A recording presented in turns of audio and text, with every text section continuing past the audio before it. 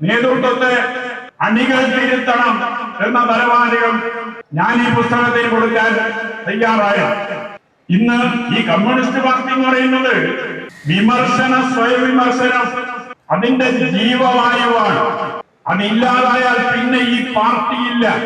പക്ഷെ ഇന്ന് ഈ പാർട്ടിക്കകത്ത് വിമർശനം ഉന്നയിക്കുന്നവരെ പ്രത്യേക കണ്ണിലൂടെ നോക്കിക്കാണുന്ന നേതൃത്വമാണ് പലരും.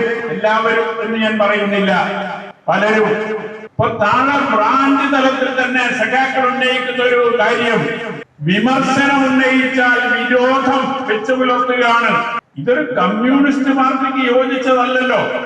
ഈ കഴിഞ്ഞ സംസ്ഥാന സമ്മേളനത്തിന്റെ റിവ്യൂ റിപ്പോർട്ടിലും പാർട്ടി സംസ്ഥാന കമ്മിറ്റി റിപ്പോർട്ട് ചെയ്തത് വിമർശനവും സ്വയം വിമർശനവും ശക്തിപ്പെടുത്തണം എന്നതാണ്.